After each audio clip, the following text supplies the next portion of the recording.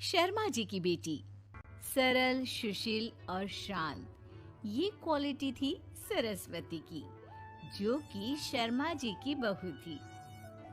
क्या है बहू, जब देखो तब किचन में खटर पटर करती रहती हो, लेकिन खाने को कुछ देती ही नहीं।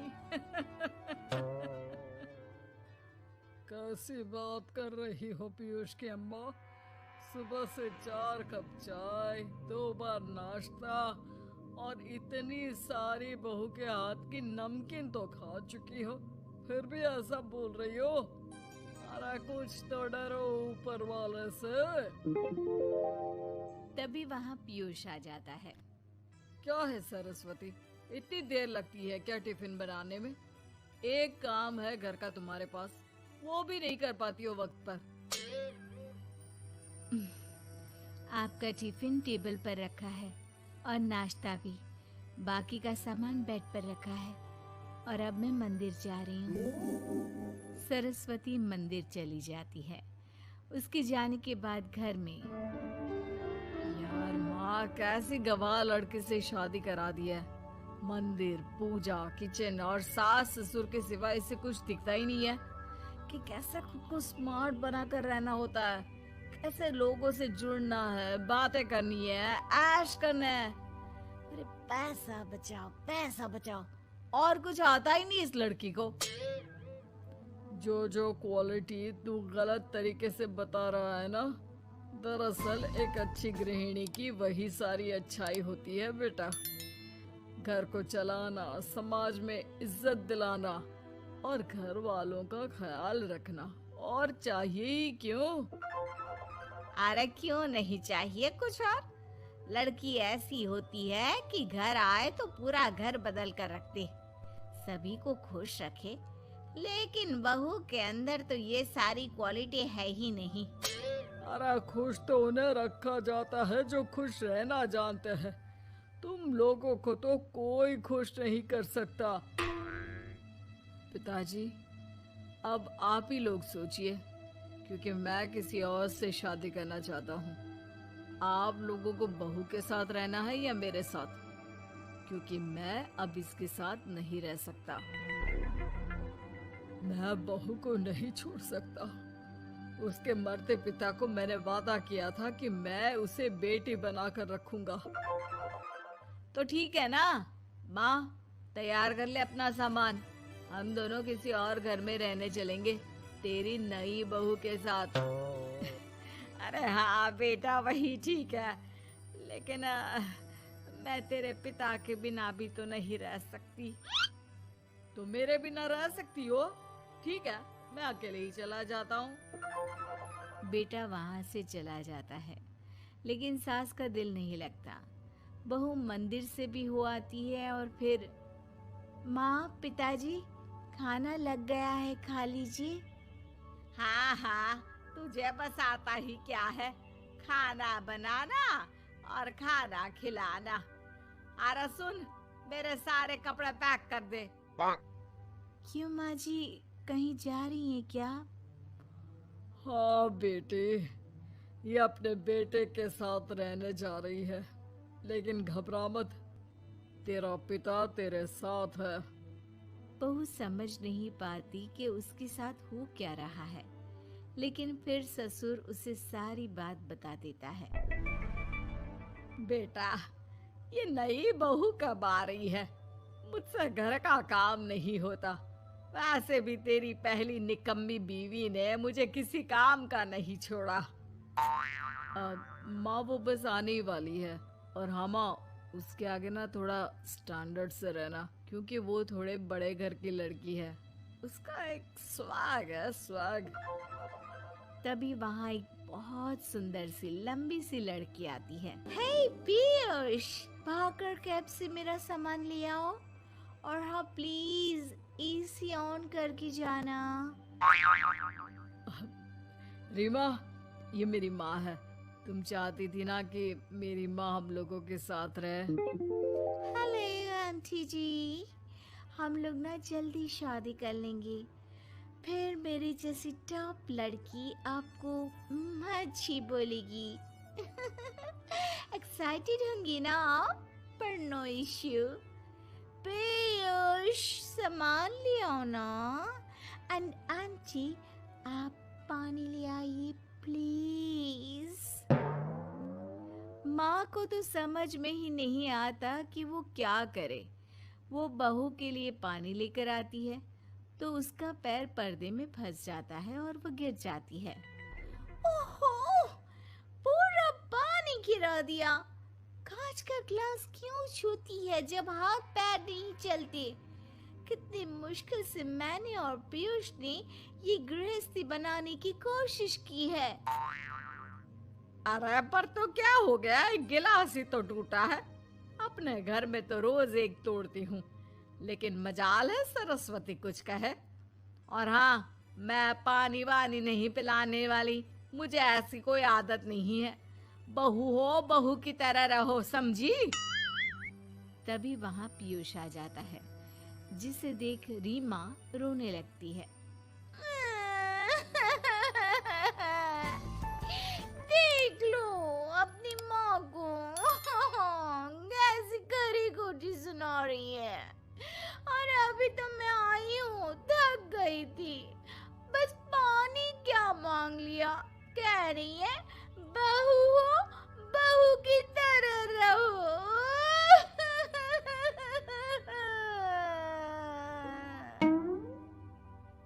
अरे यार माँ, समझा कर लाया था ना कि कैसे रहना है। माँ ऐसा करोगी तो मैं भी नहीं रख पाऊंगा तुमको हमारे साथ। वैसे भी आप ये समझो कि रीमा ने खुद कहा था कि माँ को साथ रखना।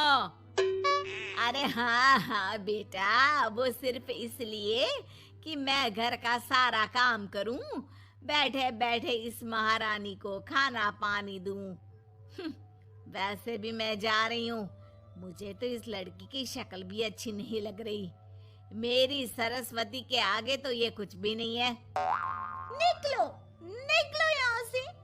मैंने सोचा था बिना पैसे का नौकर मिल जाएगा, लेकिन नहीं। कुछ लोगों को आदत होती है फ्री की रोटी खाने की। निकलो यहाँ से। पीयूष, धक्के मार कर निकालो इस औरत को यहाँ से। अरे ये कैसी बात बोल रही हो रीमा, ये माँ है मेरी। माँ ना थोड़ी जिद्दी है। अरे वाह बेटा वाह, अभी भी तुझे मेरी ही गलती दिख रही है ना। कोई बात नहीं। माँ वापस घर आ जाती है। बहू, मुझे माफ कर दे बेटा, वो तो शैतान का नानी है।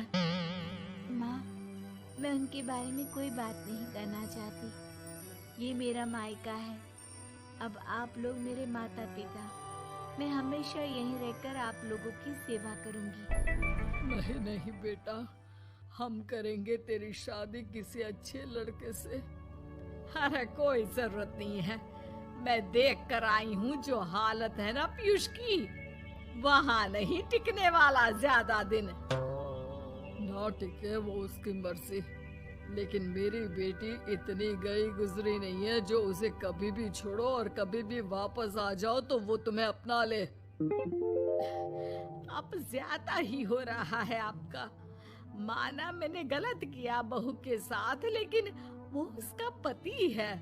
और फिर कहावत है ना, सुबह का भूला शाम को वापस आ जाए तो उसे भूला नहीं कहते।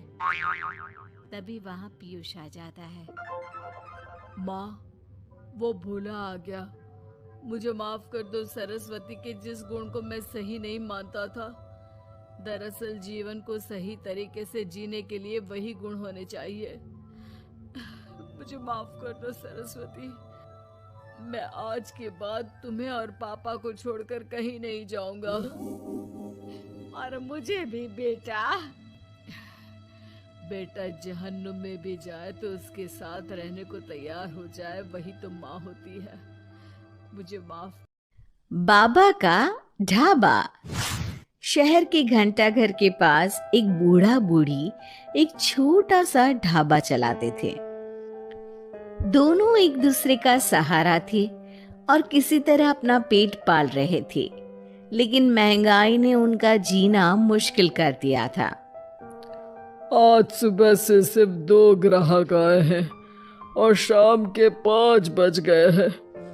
कुछ समझ में नहीं आ रहा कि क्या करें। वो सब कह रहे हैं कि बाजार में मंदी आ गई है, इसीलिए सबकी गिराई नहीं चल रही। और बुढ़ापे में पैसों के लिए इतनी मगजमारी करनी पड़ रही है। अभी तो हाथ पैर चल रहे हैं तो काम धाम हो जाता है, बिस्तर पर आ गए तो पता नहीं कैसे चलेगा। बेटा बेटी सब छोड़ के चले गए हमको, बस गरीबी ने नहीं छोड़ा। भगवान के घर देर है अंधेर नहीं, सुनते सुनते हमारी आंखों में अंधेरा छा गया। कल भी बचा हुआ खाना कुत्तों को देना पड़ा था, आज भी यही करना पड़ेगा। रोज की तरह आज भी ग्राहकी नहीं हुई थी। रात को बाबा और अम्मा सड़क किनारे बने अपने ढाबे में ही सो जाते हैं। अगले दिन सुबह सुबह ही एक ग्राहक आ जाता है। बाबा जरा एक चाय और एक कचौरी तो देना। जी भैया, अभी गर्मा गर्म कचौरी तल के दे रहा हूँ। एक ही चाहिए बेटा? आपके साथ आई मैडम जी नहीं खाएंगी क्या? नहीं नहीं, मैं ये सब रोड की चीजें नहीं खाती हूँ, आप इन्हें ही खिला दो। और जल्दी करो ना, रितेश मूवी जाने के लिए लेट हो रहा है। अरे बाबा, लाल चटनी ज्यादा डालना। हाँ। लेकिन उसके बाद फिर पूरे दिन कोई ग्राहक नहीं आता और फिर से सारा खाना वेस्ट हो जाता है। ये सिलसिला कई दिनों तक चलता है और तभी एक दिन एक लड़का वहां अपना मोबाइल लहराते हुए पूछता है, हेलो दोस्तों, कैसे हैं आप सब? ठीक ही होंगे, मैं भी ठीक हूँ। और आज हम हैं किशनगंज के बाबा के ढाबे पर। चलिए देखते हैं कि बाबा क्या क्या बनाते हैं। बाबा, तो आज क्या खास बनाया है आपने? अरे भैया जी, आज ये समोसे बनाए हैं, कितने बांध दूं आपको? हाँ भैया जी, लाल चटनी के साथ बहुत अच्छे लगेंगे, ले लीजिए ना। ये देखिए दोस्तों, समोसे को बांध कर दिखा रहे हैं और ये लाल चटनी को देख के तो मुंह में पानी आ गया। आज तो मजा आ जाएगा, आइए चखते हैं दोस्तों। लड़का समोसा चखते ही तारीफों के पुल बांध देता है। वाह वाह वाह, मजा आ गया, इतना अच्छा समोसा मैंने तो कभी नहीं खाया। आपको यहाँ जरूर आना चाहिए और ये समोसा जरूर खाना चाहिए। और एक चीज, ये देखो, ये रोड साइड पर इनका ढाबा है, इनकी हेल्प तो होनी ही चाहिए। अच्छा, वैसे और क्या क्या बनाते हैं आप? बेटा, पराठे मैगी सब बनाते हैं। वाह वाह, इतना अच्छा खाना बनाते हो, बहुत भीड़ होती होगी। अरे नहीं बेटा, कोई नहीं आता हमारे ढाबे पे, पैसे पैसे को तरस गए हैं। अरे आप रो क्यों रही हैं? रोइए मत, क्या हो गया है? अरे बेटा, कुछ बिकता ही नहीं है, आधे भाव में चीजें बेच रहे हैं, प्यार से बना रहे हैं, फिर भी। तो आप दोनों ही हैं? कोई बच्चे बच्चे नहीं है क्या आपके? अरे बेटा, जो है वो हमें छोड़ के कहीं चला गया है, उसके कारण ही हमें ऐसे दिन देखने पड़ रहे हैं। जो थोड़ा बहुत पैसा हमने इस ढाबे से बनाया था, वो सब लेकर भाग गया था। ओह, देखिए, आप चिंता मत करिए, मैं आपका वीडियो सोशल मीडिया पर डालने वाला हूँ और फिर देखना कितनी जल्दी लोग आपकी मदद के लिए आगे आएंगे। वो लड़का अपने कैमरा से बाबा के ढाबे का वीडियो बनाता है और सोशल मीडिया पे शेयर कर देता है। वीडियो बहुत तेजी से वायरल हो जाता है और कुछ ही घंटों में वीडियो में दिए अकाउंट में करीब 1 लाख रुपए जमा हो जाते हैं। लड़का अगले दिन फिर ढाबे पे जाता है। बाबा, आप रोइए मत, पब्लिक ने आपका सारा दुख दूर कर दिया है। आपके खाते में 1 लाख रुपए आ गए हैं। अब टेंशन लेने की कोई बात नहीं है। टेंशन भूल जाइए और मजे कीजिए। अरे बेटा, तुम्हारा हम कैसे धन्यवाद करें। तुम्हारे कारण इस दुकान पर आज इतनी भीड़ लगी है, वरना हम दोनों ने तो उम्मीद ही छोड़ दी थी।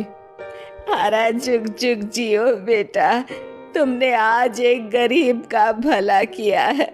भगवान तुम्हें बहुत तरक्की देंगे। बाबा की कहानी सोशल मीडिया के बाद टीवी पर भी फेमस हो जाती है और टीवी पर बाबा का बेटा उनकी कहानी देख लेता है और उसकी नजर बाबा के खाते में आए रुपयों पर पड़ती है। 1 लाख रुपया, वो भी एक दिन में? अरे ऐसा ही चलता रहा तो ये दोनों तो करोड़पति हो जाएंगे और मैं ऐसा ही रह जाऊंगा। लगता है यही समय है इनके पास वापस जाने का। 2-3 इमोशनल डायलॉग चिपका दूंगा, दोनों मान जाएंगे। और ये देखकर बाबा का बेटा उनके पास वापस चला जाता है। अब बाबा, मैं आ गया बाबा। अब मैं आ गया हूँ, आप चिंता मत कीजिए, मैं आपकी पूरी मदद करूँगा। अब तो मेरी आंखें खुल गई है बाबा। अरे बेटा, कितना याद करते थे तुझे मेरे लाल। अपने बूढ़े माँ बाप को छोड़ के अब कहीं मत जाना। अरे नहीं नहीं माँ, तब तो मेरी मजबूरी थी, लेकिन अब नहीं। मुझे माफ कर दीजिए माँ बाबूजी। बाबा काफी नरम दिल के इंसान थे और बेटे के आने की खुशी उनके लिए पैसों से कहीं ज्यादा होती है। वो अपने बेटे को माफ कर देते हैं। बेटा, हम तो कुछ साल में बचेंगे भी या नहीं कोई भरोसा नहीं, लेकिन तू मेहनत करके ये ढाबा चलाना, और इसलिए आज से मैं ये ढाबा और ये पैसे तेरे नाम करता हूँ। अब हमारी तो उम्र हो गई है, अब तू काम करना और हम घर बैठकर खाएंगे। ये कहकर बाबा सारा पैसा अपने बेटे को दे देते हैं और आराम से अपनी पत्नी को लेकर अपने पुराने घर चले जाते हैं। ढाबे पर काफी भीड़ बढ़ती है। कुछ दिन में ही बेटा काफी पैसे कमा लेता है। एक दिन जब व्लॉगर लड़का वहां पहुंचता है तो देखता है ढाबा बंद है। वो बाबा के पास जाता है। अरे बाबा, आपने अपना ढाबा क्यों बंद कर दिया? ढाबा बंद नहीं तो? वो लोग वहां जाते हैं तो पड़ोसी बताते हैं कि ढाबा तो पिछले 4 दिन से खुला ही नहीं। बाबा ढाबे को अपने पास रखी चाबी से खोलते हैं तो देखते हैं कि ढाबे में एक बर्तन तक नहीं है। बाबा सर पकड़कर बैठ जाते हैं। हमारे बेटे ने हमें फिर से बर्बाद कर दिया। पर हमारे पास तो वापस बर्तन खरीदने तक के पैसे नहीं है। बर्तन भी बेचकर खा गया होगा नालायक। बाबा आप चिंता मत करो, आप काफी फेमस हो, लोग फिर से आपकी मदद कर देंगे। बस इस बार अपने बेटे को दूर रखना ढाबे से। अब की बार बाबा ढाबे पे एक बोर्ड लगवाते हैं जिस पर लिखा है सिर्फ बाबा का ढाबा। ये सिर्फ क्यों लिखवाया है जी? ताकि अपने बेटे को पता चले कि ये सिर्फ उसके बाबा का है। उसके लिए अब यहाँ कोई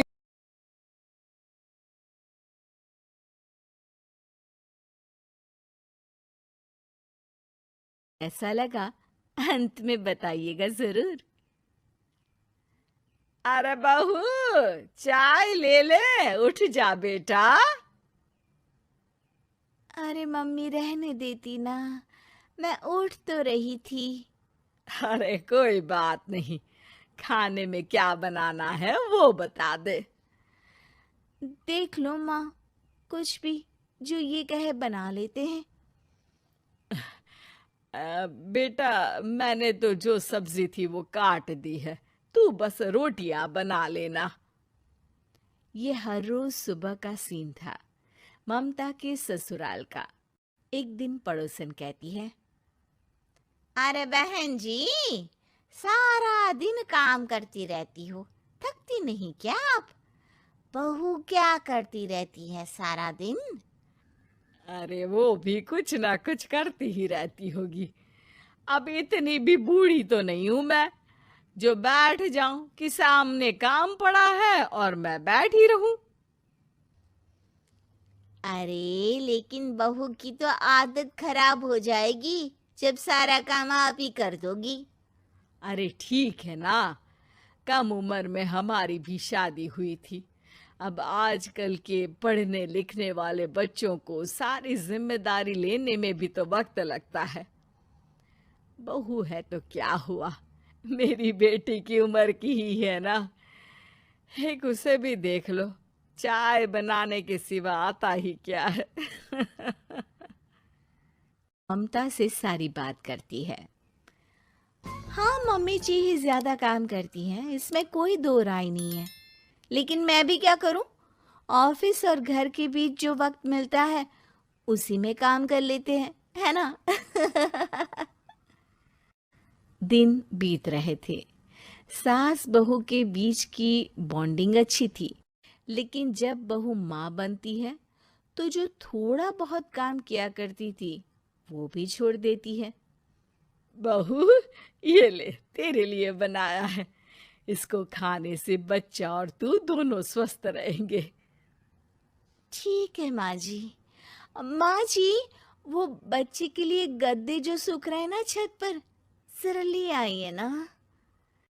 तभी वहां पति आ जाता है। अरे माँ रुको, मैं ले आता हूँ, तुम मेरा खाना लगा दो। माँ किचन में चली जाती है। पता है, बगल वाली डॉली है ना, वो लोग हमारी साइड के हैं। उसकी सास ने तो उसकी हड्डियों को मजबूत करने वाले लड्डू बनाए हैं। उसे भी बच्चा हुआ है ना।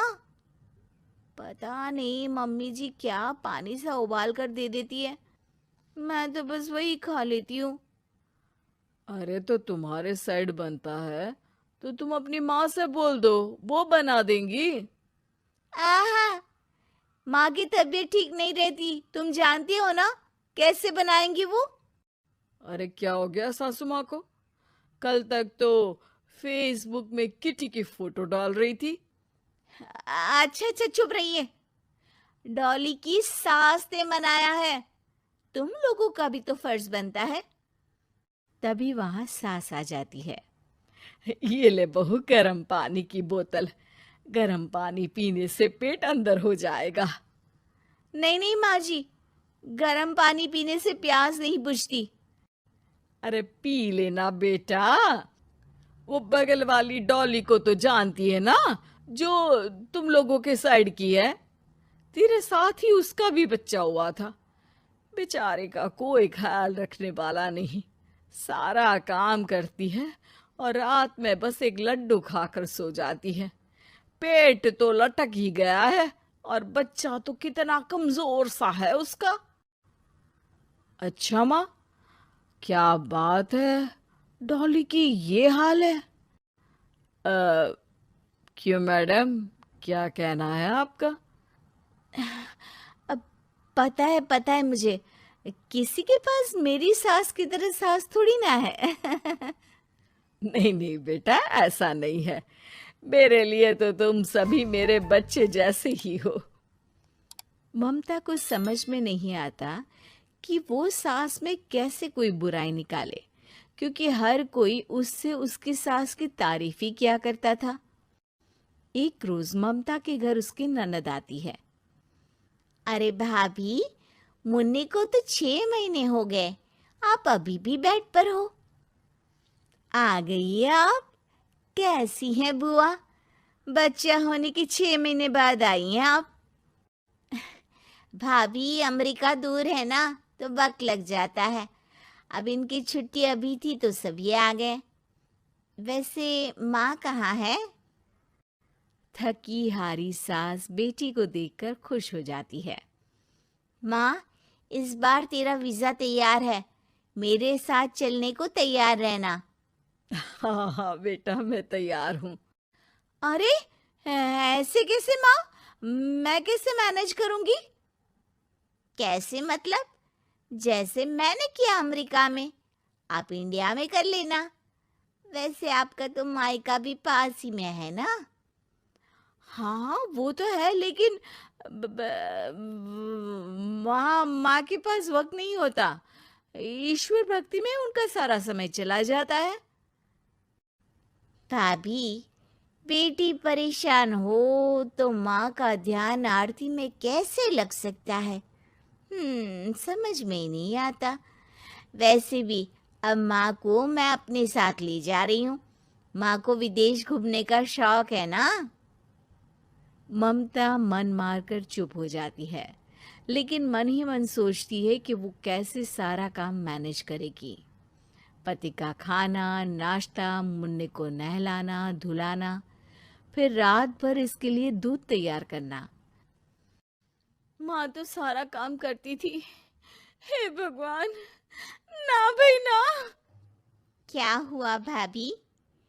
क्या सोचकर ना भी ना कर रही हो?